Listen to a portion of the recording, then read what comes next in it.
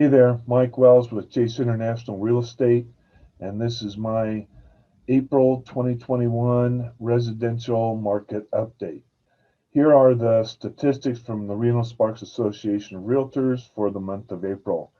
As you can see, the median price for Reno and Sparks combined is 494.5, which is an increase of 19% above 2020, April 2020.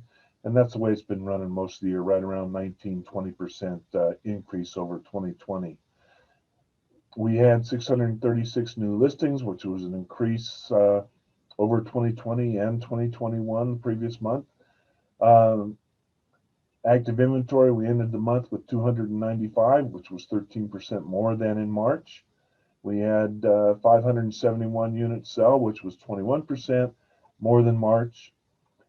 Percent of asking price, people were getting 103% over asking. And but the key number here is the monthly absorption rate, which is half a month or basically 2 weeks. And that's not much change than over what it's been throughout the year. It means that it's still a vibrant seller's market. One of the most frequent questions I'm asked is, do you think we are in a bubble like we were in 2008 when the market fell apart?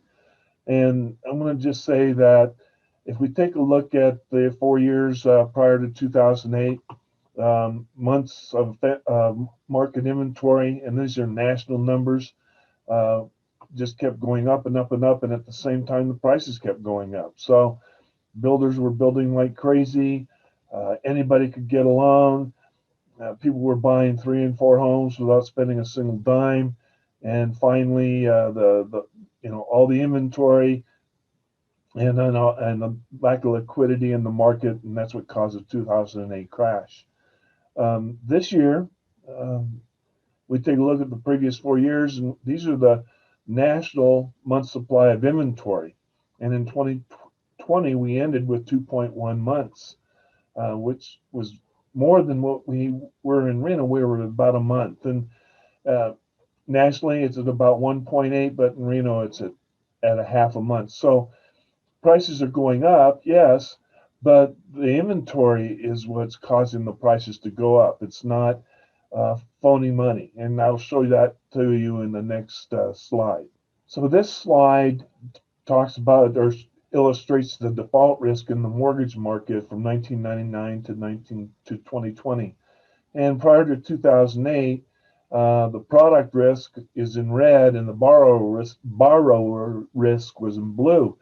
Um, and this yellow dotted line is a reasonable lending standard. You can see in the few years prior to 2008, the risk was just way over reasonable lending standards. The money was so easy to get. But since then, the risk is following a much more favorable trend line, and that's because people can actually afford their mortgages. So default risk for failure to be able to afford the mortgages is much less than it was back in 2007, 2008, and so times are much different now than they were back then. And finally, this chart is about annual home price appreciation. Prior to 2008, annual appreciation was 10.3%. Prior to 2020 or 2021, annual appreciation is only 6.3%. So this is not nearly as volatile as it was uh, prior to the 2008 crash in the housing market. And so, in closing, this year is much different. We're in a much different market than we were in 2008. The basic fundamentals are much stronger. So, I can't predict, and the experts just don't see any basic fundamentals. Now, nobody's crystal ball is perfect, but at this point, there's no reason to believe that there's anything to fear in the market. If you got any questions, feel free to give me a call, send me an email, send me a text message. I don't care if you're wanting to sell or not. That's not important. I'm just here to help you understand what's going on, and then if I can help you after that, that's good. Otherwise, have a great Memorial Day weekend, and we'll do this again next month. Thanks a million. Bye bye.